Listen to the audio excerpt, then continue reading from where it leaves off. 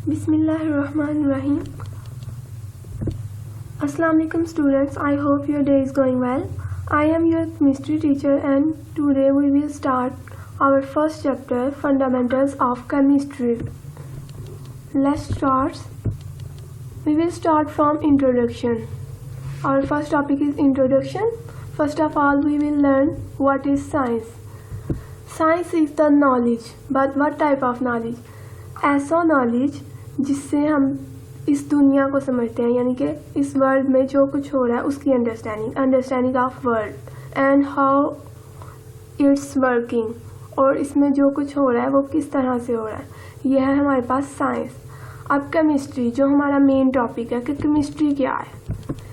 Chemistry की जब हम डेफिनेशन पढ़ें तो उसमें 4 चीज़ें आ जाएंगी.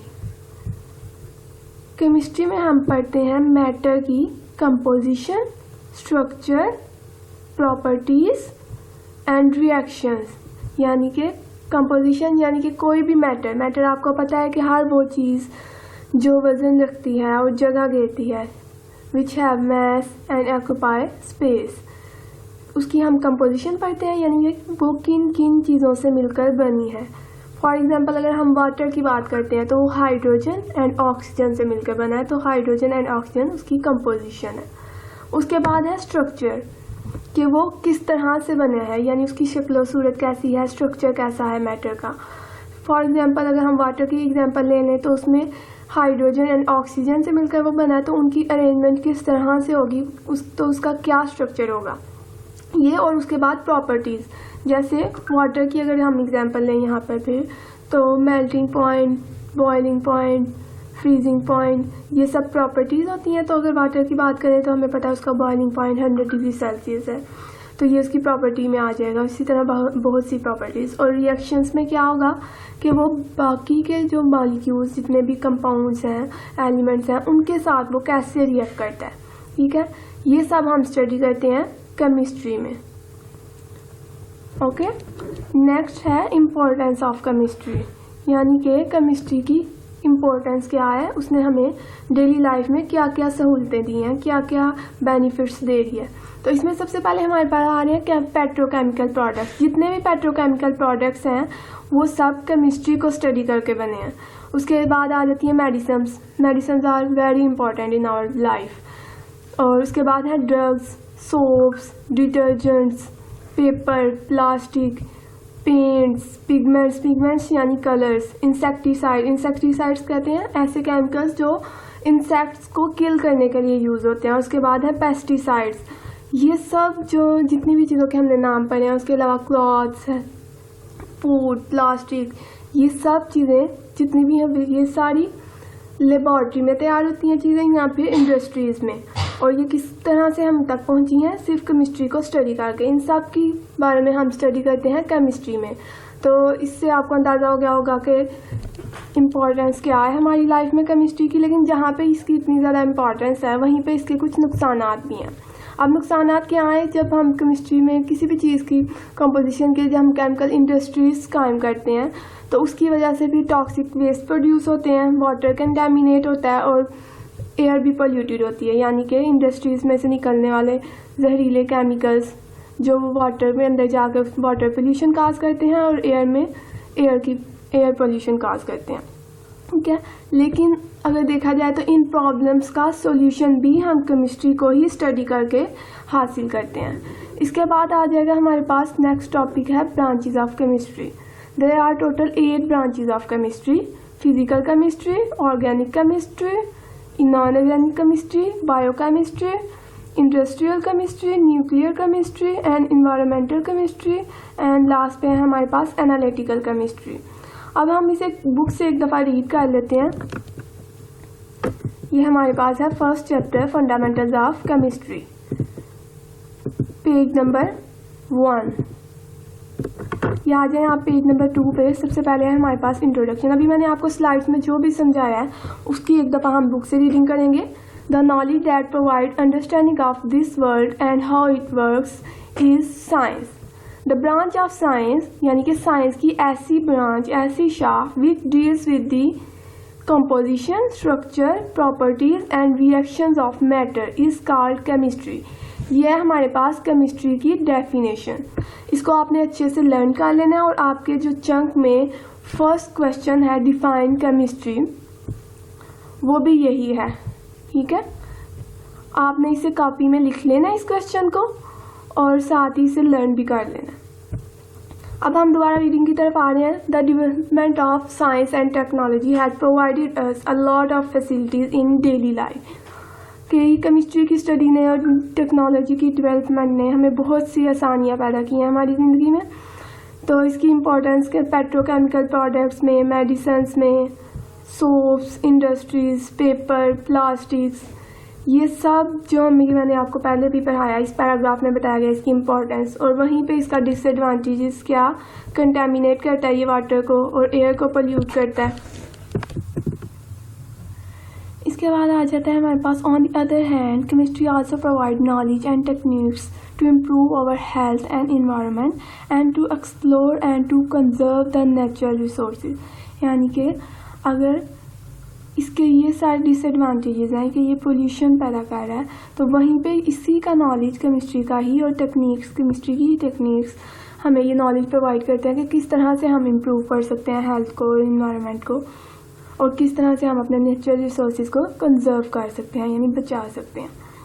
तो इस चैप्टर में हम डिफरेंट ब्रांचेज ऑफ केमिस्ट्री पढ़ेंगे और बेसिक डेफिनेशन और कॉन्सेप्ट लेंगे। इसके बाद हमारे पास आ गई हैं ब्रांचेज ऑफ केमिस्ट्री। जैसा कि मैंने आपको बताया कि टोटल 8 ब्रांचेज हैं केमिस्ट्री की। तो इसको हम एक दफ़ा पैराग्राफ रीड कर लेते हैं। It is a fact that, यानी कि ये हकीकत है, we live in the world of chemicals, कि हम केमिकल्स की दुनिया में रहते हैं। We all depend upon different living organism which require water, oxygen और carbon dioxide for their survival. यानी कि जितने भी ऑर्गेनिजम्स हैं हमें ये चीज़ें, वाटर, ऑक्सीजन, कार्बन डाइऑक्साइड ज़रूरत होती है ज़िंदा रहने के लिए।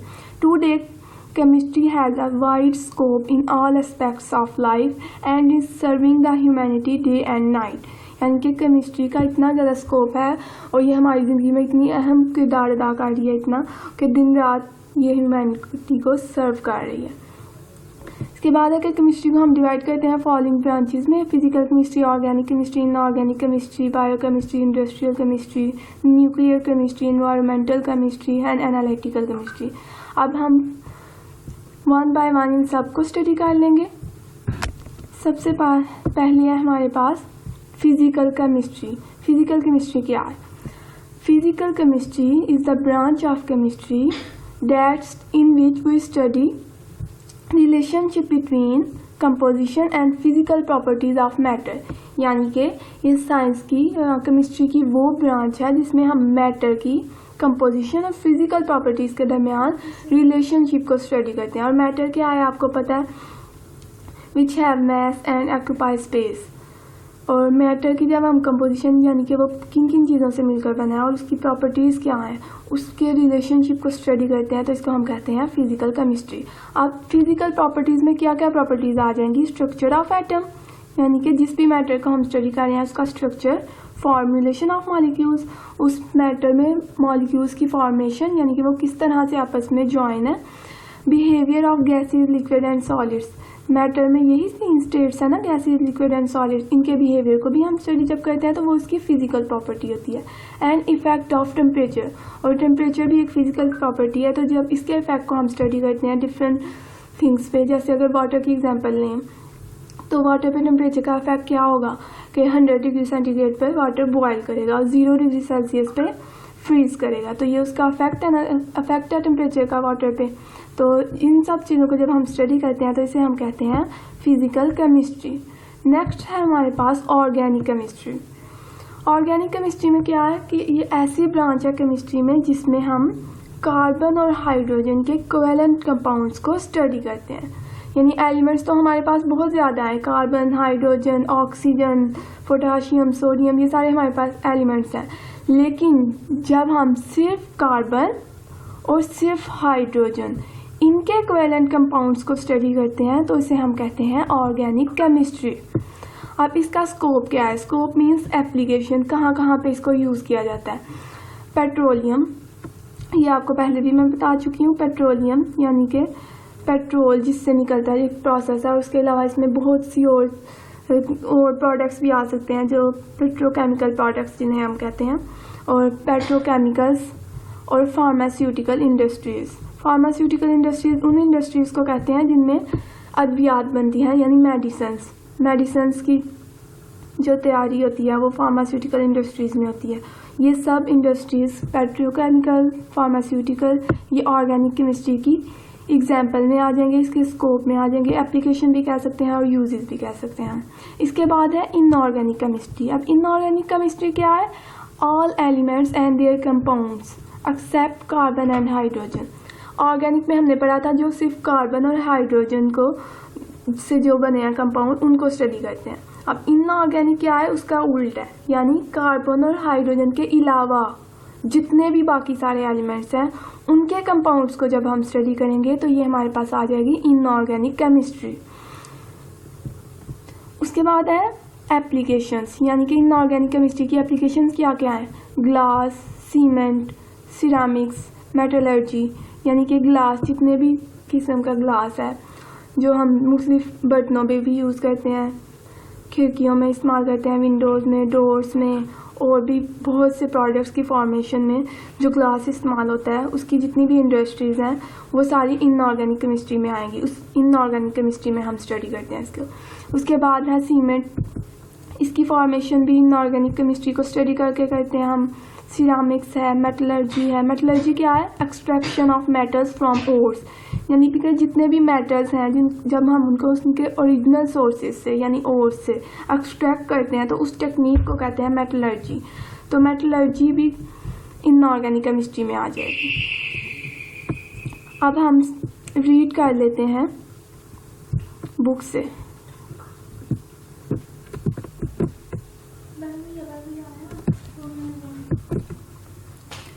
Physical chemistry. Physical chemistry is defined as the branch of chemistry that deals with the relationship between composition and physical properties of matter.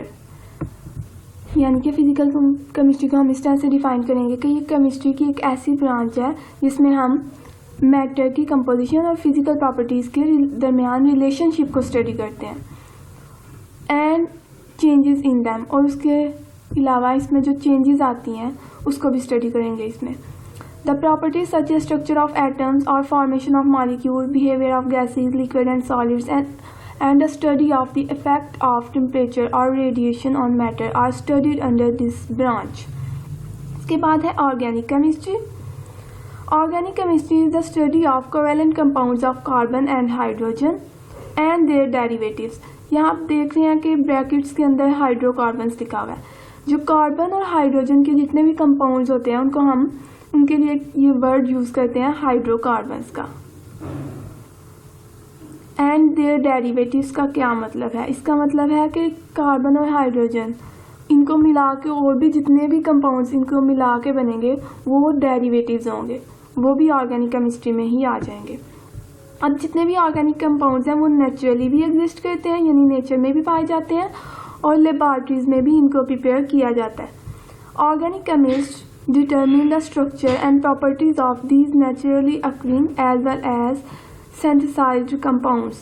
Scope of this branch is petroleum, petrochemical and pharmaceutical industries. इसके बाद है हमारे पास inorganic chemistry.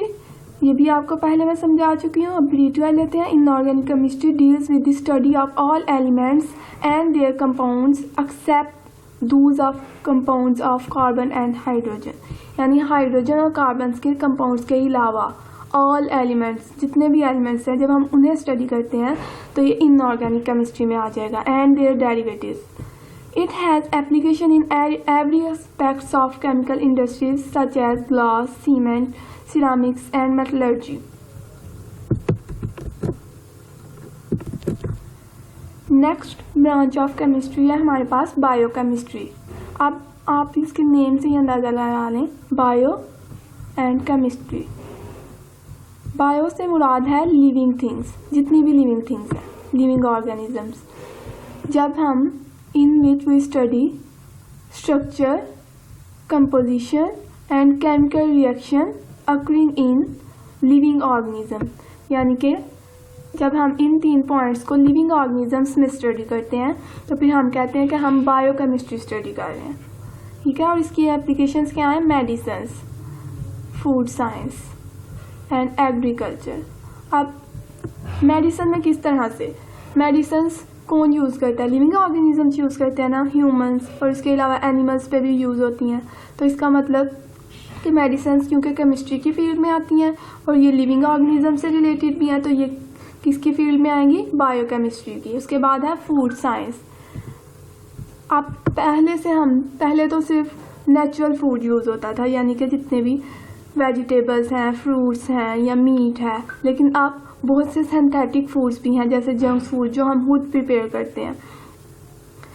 तो ये सारी science के वो foods किस तरह से प्रिपेयर किए जाते हैं और किस फूड के कितने फ़ायदे हैं, कितने नुकसान हैं, क्या बेनिफिट है और कौन सा फूड ऐसा है जो हार्मफुल है हमारे पास, किस अमाउंट में हार्मफुल है, किस अमाउंट में नहीं हार्मफुल, इस सारी को जब हम स्टडी करते हैं तो इसे हम कहते हैं फूड साइंस। और फूड साइंस भी बायोकेमिस्ट्री की फील्ड में आ जाता है। इसके बाद है हमारे पास एग्रीकल्चर आपको पता है, फील्ड्स, यानी कि जब हम ग्रो करते हैं वेजिटेबल्स, डिफरेंट फ्रूट्स, और ये सारा कुछ एग्रीकल्चर के फील्ड में आएगा क्योंकि प्लांट्स भी लिविंग ऑर्गेनिजम्स हैं। इसी तरह हम किताब की पेज नंबर 3 पे बायोकेमिस्ट्री के पैराग्राफ को भी रीड कर लेंगे। It is the branch of chemistry in which we study the structure, composition and chemical reactions of substances found in living organisms. यानी कि लिविंग ऑर्गेनिजम्स में जितने भी सब्सटेंस मौजूद हैं उन सब को जब हम स्टडी करते हैं, उनके केमिकल रिएक्शन को, स्ट्रक्चर को, कंपोजिशन को, तो इसे हम कहते हैं बायोकेमिस्ट्री।